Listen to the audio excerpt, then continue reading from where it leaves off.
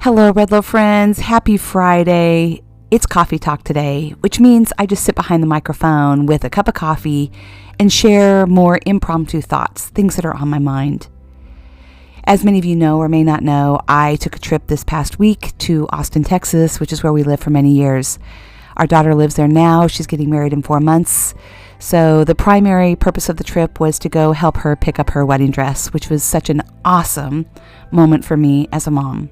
And I'm so grateful to share that moment with her, especially that first fitting. So I just encourage you to show up for those moments that matter, because it's important to meet our adult children where they are and celebrate their life as they step forward into their life. Life is fleeting, and for me, these moments matter. In addition, I was able to take some time and go see some of my really good friends. My best friend who lived up the street from us, and we lived there all those years. So going home to her house is literally like going home, and she's definitely much more like a sister, and I mention her in my book, Step Forward. And the very beginning chapter of that book is that journey leaving our home in Texas. And then I was able to go see another very, very dear friend of mine, who I also mentioned in my book. She was incredibly supportive when we went back to Austin, and just really showed up for me when she was going through her own things.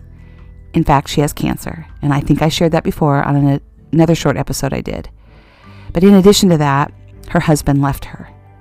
So, what was my takeaway for the week? Well, I just saw an interview that Jane Fonda did, and you gotta love Jane Fonda. But she said that Harvard Medical School did a study, and they found that not having any female friends is as bad for your health as smoking. Fascinating, isn't it? She went on to say that men look on the outward. They look outside, the cars, the beautiful women. They see with their eyes and they look externally. Women, on the other hand, look inward. We see each other with our eyes, and we connect on such a deep level, and we show vulnerability. And when we do that, it really extends the quality of our life. And it really caused me to pause, because that's what I found this past week.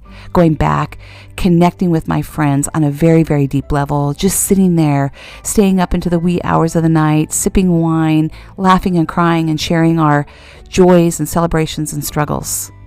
And having one another just listen and be there and connect in a way that we know each other so well that we can just listen and hold space, right? It's an amazing feeling.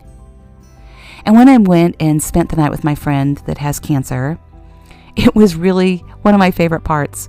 We laughed so hard. First of all, she's absolutely hilarious, and she's so quick-witted, and she's just so much fun. And in the midst of her struggle, she was able to connect with me. And we stayed up late, we laughed, we cried, we drank wine, I rubbed her feet. We talked about what was. As I walked around her house, just memories flooded my mind, and I saw our boys laughing and playing.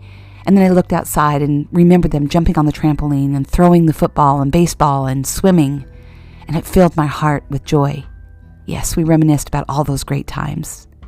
And then we talked about where we are now in this season of life, this midlife, this messy kind of middle for both of us. Here she is now, divorced, with cancer. 2 amazing boys that she's raised. Me, I've moved away, gone through my own struggle, had this financial crisis. My husband experienced brain health issues, and I'm trying to figure out what's next. Written a book. And yet in there, we connected because of who we are. And we care deeply about each other. We were able to fill each other's cup and lift each other up and just be there for one another. And it was there in that moment that I'm reminded that this is the purpose of life. It's showing up and being present for people that you care about. It's being around people that you love, that lift you up, and you can do the same for them. It's showing up for others when life is hard. It's having gratitude and seeing every day as a gift, because it is. It reminded me to be present, because none of us know what tomorrow will bring, do we? So I realized, yes, we all need connection. We need to be reminded that we are seen, heard, loved, and that we belong. And walking around my friend's house, I realized, as I even share in my book, the power of energy, right? The power of energy in our homes. and how important it is to protect our personal space. Several years ago, she had a flood, so she was able to completely redo her home, and it was so filled with light and love, and I could feel it the moment I walked in, even through all that she's been through. But it's her presence that lives there, and it's that joy and that light that I could feel. My favorite part was how she was able to redo her closet and the way she had everything color coordinated and all her shoes stacked together. Of course, with my theme, Step Forward, I love the different shoes that she's able to step into. Her awesome Texas courageous cowboy boots, those heels that give her confidence, the tenacious tennis shoes that she's able to step into that give her strength to persevere, the battle boots that help her continue to battle this cancer, her resilient rain boots, because yes, Texas has a whole lot of rain, and then my favorite, her self-care slippers that she immediately stepped into when we got home. Those bring comfort.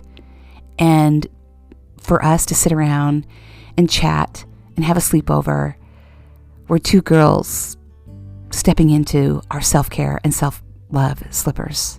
So take those moments, friends. Connect with those that you love. Connect with those that lift you up. And then bless them as well. And show up. Show up for those you love. Always. Know that you are seen, you are heard, you are loved, and you belong. Step forward and have an amazing day. God bless.